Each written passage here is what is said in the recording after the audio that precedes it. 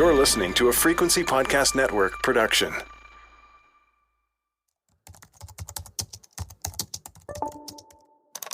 Hi, Jordan. I'm absolutely loving the new show. Something I would be thrilled to have you explore is, how do I heat my home in this economy? The voice you're hearing belongs to Joe. He's the lead producer of our other show, The Big Story. Joe is reading an email on behalf of a listener named Matt, who lives in Nova Scotia. Matt wrote to us explaining that he is struggling to keep up with the cost of heating his home. He's got a lot of questions. What am I and others likely doing wrong with our furnace, heat pump, wood stove, baseboard, all that stuff that's making our homes less efficient? Is it just as simple as opening my blinds during the day and closing them at night? And what I'm also wondering is, how bad is it for me to use something like a heat dish or a space heater? But at the end of the day, what Matt really wants to know is this. Should I just be accepting that wearing a winter coat indoors is appropriate in this economy? The era of climate change may have given us more inconsistent winter temperatures, but it's still Canada, it's still cold, and our heating bills remain hot. According to Natural Resources Canada, in 2021, space heating cost the average Canadian homeowner more than $1,100 a year. That's more than half of the amount people spend on energy. And those bills have been on the rise. Last winter, Yahoo Finance conducted a cross-country survey that found nearly 3/4 of Canadians reporting higher energy consumption costs. Matt's one of them, I'm one of them. If you're listening to this, you probably are too. In fact, many people across Canada have taken or have seriously considered more drastic measures to stay warm. Last October, a Statistics Canada survey on energy use revealed that 1 in 7 Canadians had spent money they otherwise would have used for things like food and medicine to keep their heat on. Meanwhile, 1 in 10 households reported they had been late or unable to pay their energy bills in the past year due to higher energy prices. Now listen, if you're like me, you know that your heating bills get higher in the winter months, but the fluctuations over those months are largely a mystery. Was it just extra cold outside? Did someone leave a window open for a while? Did we just forget to turn the thermostat down at night? Who knows, but this month it's more.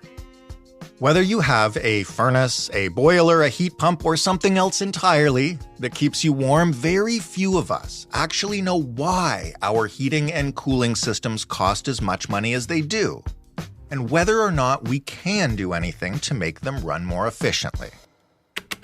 But thankfully, we found somebody who does. I'm Jordan Heath Rawlings, and you're listening to In This Economy. This is the show where we help you understand the systems that create our money problems. We tackle everything from marriage to grocery bills to credit card debt, mortgage rates, and the climbing costs to heat your home in the winter and cool it in the summer. Now, in each episode of this show, you'll hear from a listener like Matt who faces a financial challenge, and we'll go to an expert who knows that area of the economy well enough not only to explain why it happens that way, but to offer us, if not perfect solutions, then adjustments or tips and ways to work towards what we're aiming for, even in this economy.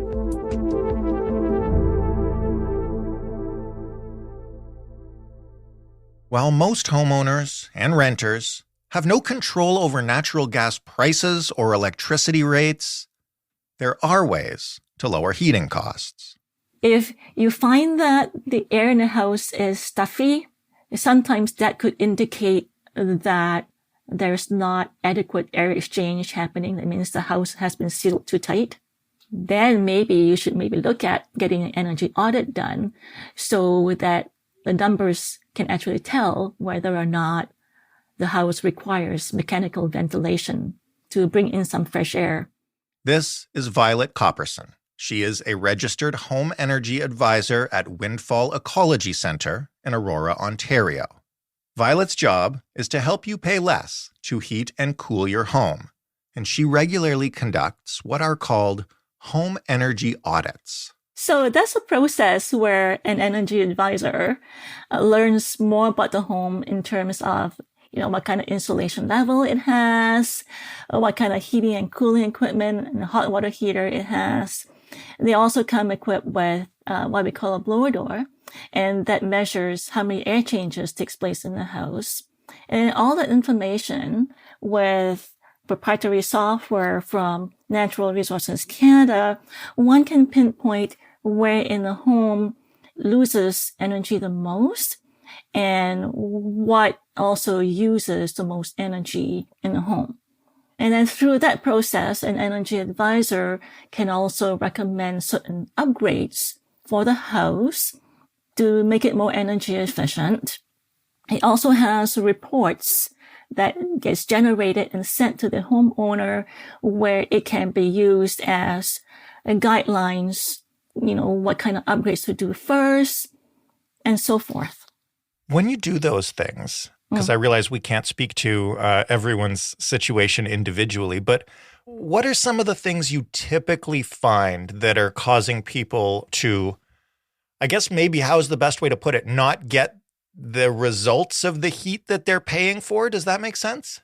Yeah. So a few things in homes that loses heat. So let's imagine, let's say in the winter right now, and then you go out there in just your t-shirt and shorts, you'll be super cold. So you need to wear winter clothing, right? Mm-hmm. Same goes with homes.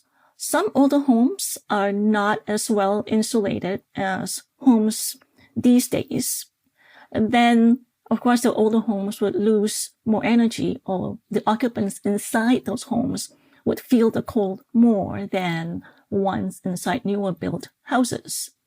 But that doesn't mean that the older homes cannot be improved to be just as well insulated or even better than some new homes. So insulation is one thing. What else is on the table in terms of common causes for homes feeling cold, even when, the heat's at a level that you think is should be stable for you and is also pretty expensive? So if the heating system is not sized right to heat the home, it may not be able to deliver the same temperature throughout the house. Sometimes not just insulation, but the quality of windows themselves. Lower efficiency windows, it can't insulate as well as higher efficiency windows. Drafts in a home can also be a huge contributor to comfort and energy loss. Sometimes it's not just one particular thing, but a number of those things together that can contribute to comfort and energy gain and loss in a house. Do homes usually have, and when I say homes here, I guess I can also be referring to, apartments and condos, but do homes typically have the right heat source for them? And I ask this question because I'm sure there are a ton of people right now who have been hearing about heat pump rebates and should I get one? Lots of people have older furnaces, which I guess are more expensive, but might work better. Like, how do you determine what's right for your home? Now, whatever the energy source is for heating the home, first off, the key is to make sure there's adequate insulation to be able to keep the heat in better. Right. But a lot of times to improve a building envelope is a huge endeavor, because in some homes that may mean gutting a house down to the studs. Right. And adding insulation to them.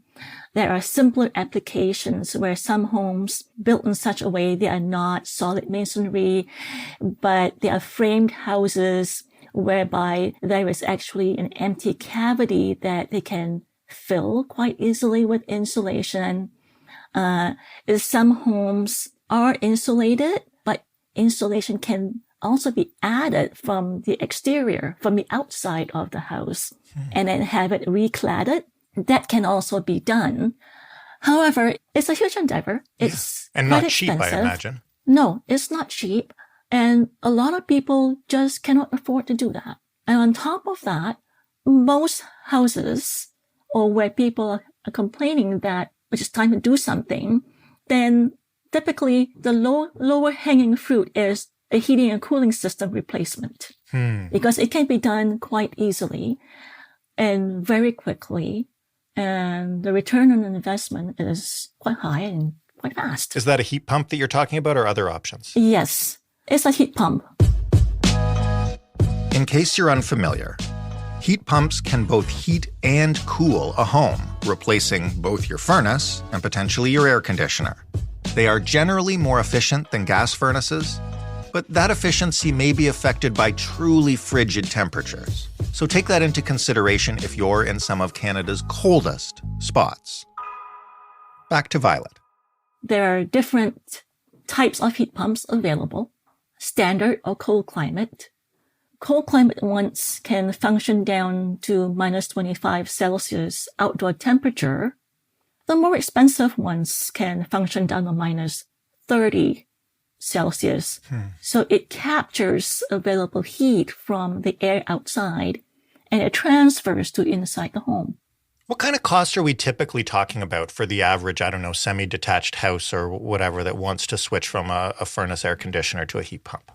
Now, if you're talking about just the heat pump alone, it can go from $7,000 to $14,000. But sometimes it also involves replacing the furnace. So it's the entire system. And that can run anywhere between $10,000 and $22,000 for the average size home. Wow. Yes. There are rebates involved, but that's still really expensive. Yes. But if you compare replacing the entire system with a heat pump against the traditional furnace and air conditioner, it's really not much different after rebates. Just one more quick sidebar. Yes, I am aware that is a lot of money, and I can't afford to do this either right now. But the rebates are substantial. The federal government has recently offered to cover up to $10,000 towards home efficiency upgrades, and that's on top of helping you cover the cost of getting a home energy audit like the ones Violet conducts. Okay, for real now, back to Violet. You'll be looking at around 250% efficiency compared to 100% efficiency from traditional electric furnace. It's huge. In the long run, how much money can that save? And if somebody's listening right now and trying to do in their head, the cost benefit analysis, you mentioned it can cost, $10,000 to $20,000 to do this whole retrofitting. But how much money are we talking about, especially during the winter months, the difference between those efficiencies? There was a study done. So for the average home, if you're going from electricity, 100% electric resistance to a heat pump, you're talking about a 50% reduction in cost based on today's prices. Oil, similar. Propane, around 45 to 48%. So quite significant difference. On top of that is also less emissions going from whatever you currently have to a heat pump for heating and cooling. If somebody's listening to this now and they're hearing, how much that'll cost, and there's no way I can do that. There's no way I can take my home down to the studs and add insulation. What are some of the behaviors or some of the things that people do that can contribute to having a poorly heated home or a well-heated home or even just the cost in general of heat and energy? So if you're not home, let's say for a number of hours, the key is to turn down the temperature in the house by just a couple of degrees, not too much, so that the heating system isn't running consistently to heat the home, to heat the belongings in the home and not the occupants. That can actually help you save a few dollars. When you go to bed at night, turn down your thermostat by, 1.5, 2 degrees, because you're under a blanket, so you're warm and comfortable. And then have it programmed to come back on again just about half an hour or so before you are ready to wake up, so that when you do get out of bed, the air is warm enough for you. That would actually help. And we do the reverse in the summer. Now, In bedrooms where nobody is using and there's a window there, just utilize the drapes or the blinds, whatever window coverings you have. That extra little bit over the top of the glass, no matter how energy efficient the windows are, actually helps keep some of the cold out. And when the sun actually beats on the window and is shining in, then you want to open it up to allow some of the sun's rays to give you some free heat. And then you do the reverse in the summertime. You really want to keep the sun out. Right. What about using smaller things like heat dishes or space heaters while turning the main thermostat down to save money? The downside to that is you still need to keep a minimum temperature in the house. Right. Just in case there's a power failure, at least then the pipes don't freeze. And in most homes, typical areas that's being used a lot is the kitchen, your living room, and a bedroom. Now, in a big house, I can see the bedrooms being, where you have individual heat controls. They can be turned down, or you can just close the doors and close the heat register so you're not wasting energy to heat and cool the places that's not needed. But you're still using some heat in majority of the average size home, I would say. However, let's say you want to sleep in a very warm room at night, you can close that door. And yes, then by all means use a space heater just to boost the temperature in that room you're in and have the rest of the home on a slightly cooler temperature setting. Keeping in mind, space heaters are space heaters. They're 100% electric resistance, so it's more expensive to do that. Just look at like a toaster oven is electric heating coils, or the more traditional electric furnace is also heating coils with a fan blowing air around, or your baseboard heating essentially is heated plates and the heat just radiates into the air. So if at all possible, switch to a heat pump.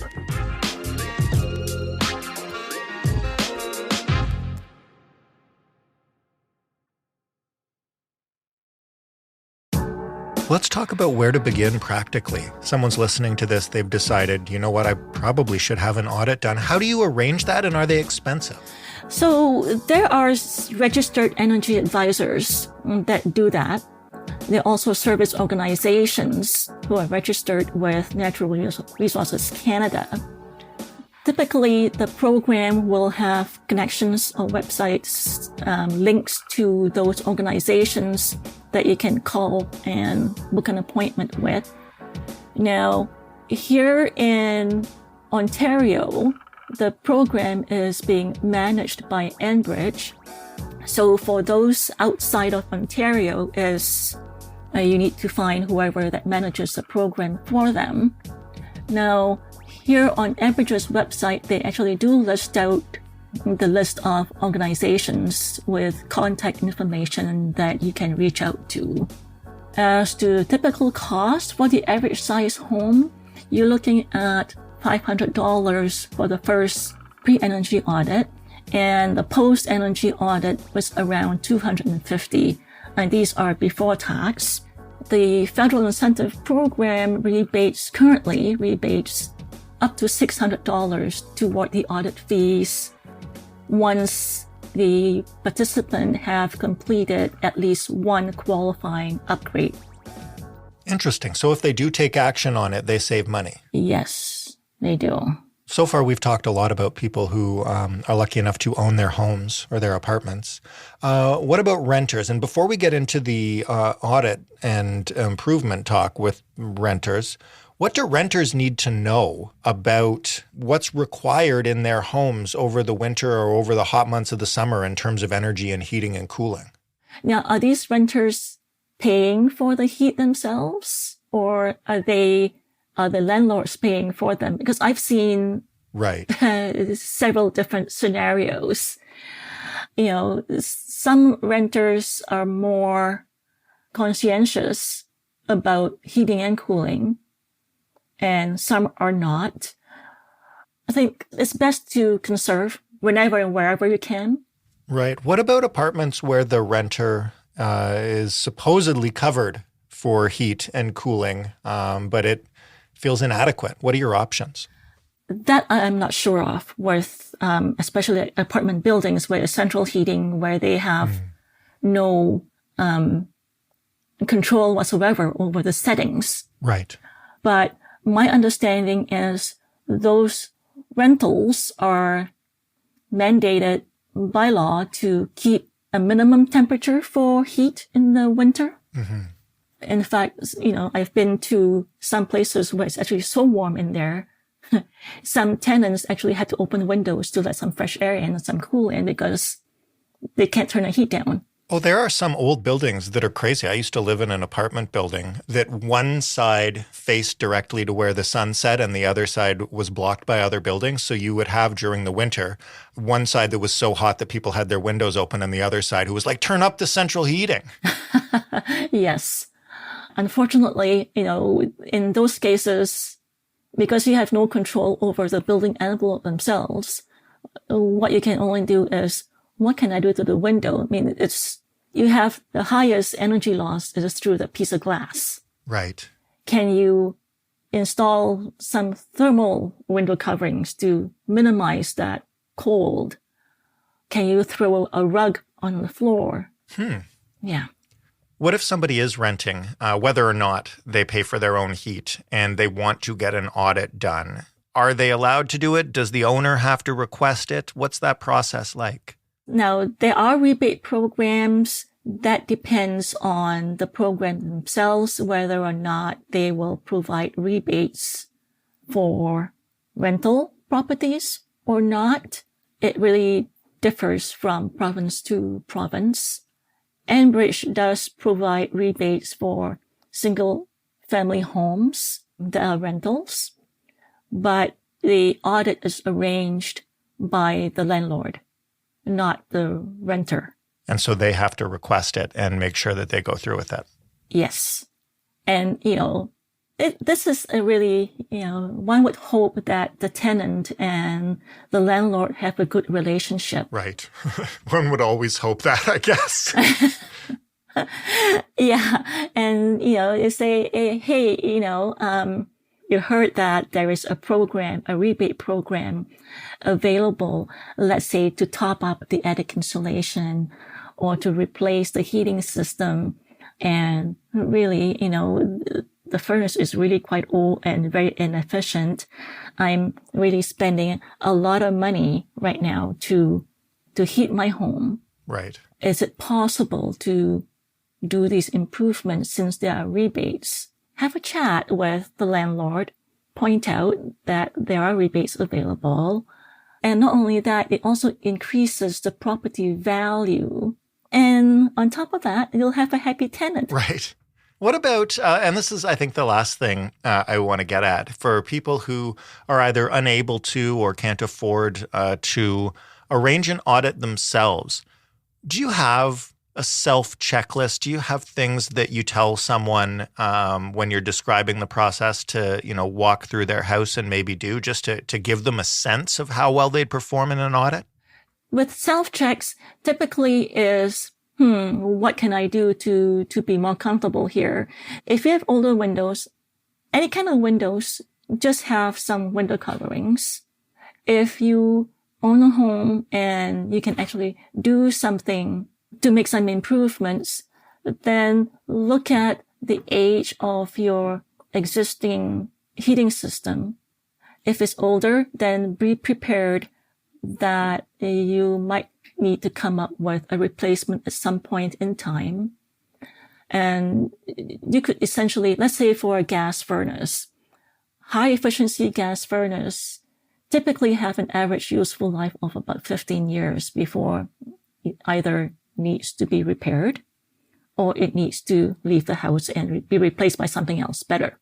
If you just bought a house and you don't know, have no idea of the age, the spec plate on the furnace is typically located inside the unit. It has a little door. You just open the door and look inside where it has the model and serial number of the unit. You can actually look it up online. Just Google up, how do I figure out the age of my furnace using the serial number. And there's guidelines on who makes it and what number on a serial number tells you the approximate year it was manufactured. And that'll give you some idea. Now, all forced air heating equipment have a filter, an air filter. That filter needs to be replaced every couple of months, 2 to 3 months, just so that, the filter actually filters out the dust that's moving in through your air before it hits the furnace and so forth. If that filter is clogged, it reduces the efficiency of the furnace. You don't want that to happen. So those are some of the self things that you can do and maintain it that way. If you find that there's inconsistent heating, let's say your one part of the house is actually a lot colder than another part of the house, then is there actually an air leakage in the area? One way to find out is close all the other bedroom doors and turn on all the exhaust fan in the house, and then feel from that room that is actually cold if there's actually an area where there's draft coming in, and whereby you can get a tube of caulking from a hardware store and caulk around either the windows or the baseboards, or, is there a hole in the closet that you weren't aware of? Those kind of things. Violet, thank you so much for this. I hope there's some real practical advice in here that our listeners can use, and I know I got to get an assessment done, so thank you. You are very welcome. If you're now feeling inspired to lower your energy bills, but you aren't, like many of us, in a spot to buy a heat pump or gut your home to re-insulate it, here's what you can do.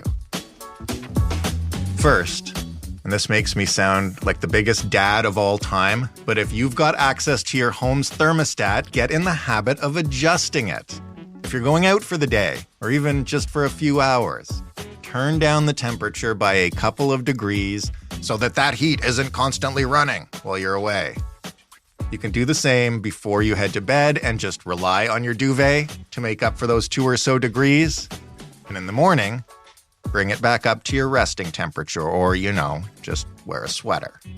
And for those who can automate changes to their thermostats, especially if you've got a predictable bedtime or you know when you'll be out and back during the day, set those changes to automatically drop and pick back up.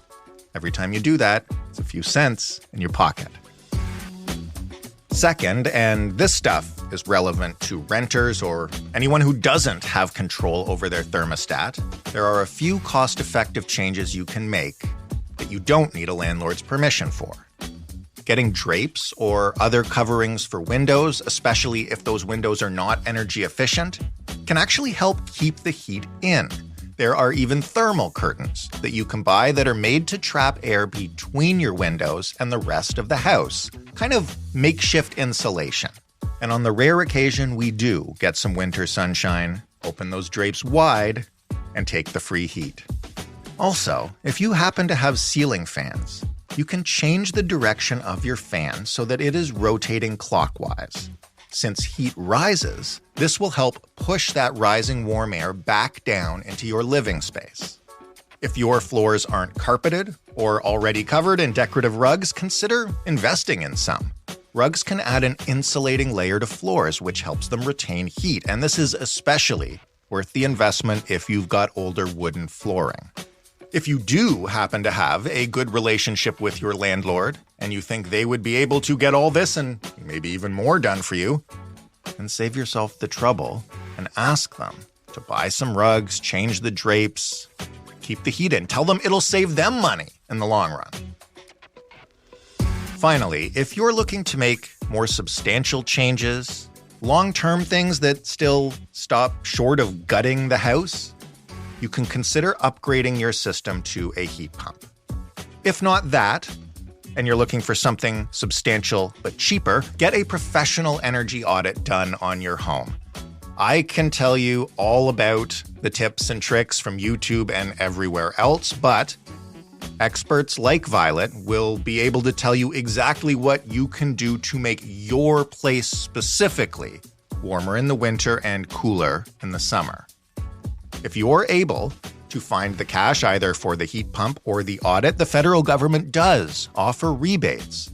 For those audits alone, $600 is being offered towards that fee. And for the renters wanting an audit, make sure to mention the rebates when you make the pitch to your landlord. And again, listen, we know landlords sell them on the fact it is saving them money. I will say thank you one last time to Violet for taking us through a home energy audit and providing so many tips for renters and homeowners and me personally. And thank you to Matt for writing to us about the rising cost of heating our homes. By the time you hear this, winter will be almost over, so listen, you've got time to plan for the next one.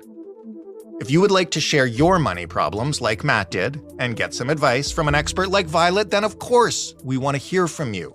We will find somebody who really gets it to talk with us. You can email us anytime. The address is hello@itepod.ca.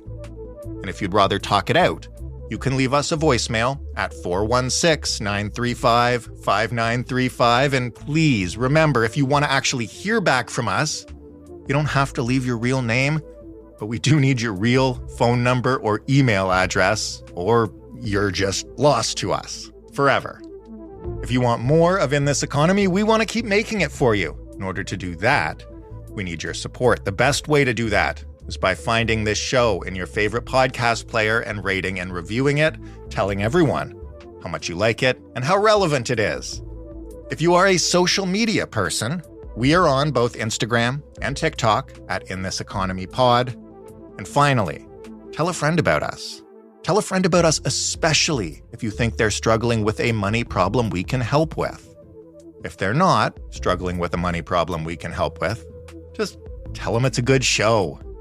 Listen, we read every email, we listen to every voicemail, we take your feedback seriously, and we want more of it, and we're always appreciative when we do hear from you. I am your host and your executive producer, Jordan Heath Rawlings. This episode was written and produced by Ali Graham. Our showrunner is Stephanie Phillips. Sound design was done by Robin Edgar. Mary Jubrin is our digital editor. Diana Kay is our manager of business development. And together that makes us the Frequency Podcast Network, a division of Rogers. Thanks once again for listening. We will talk to you next week on In This Economy.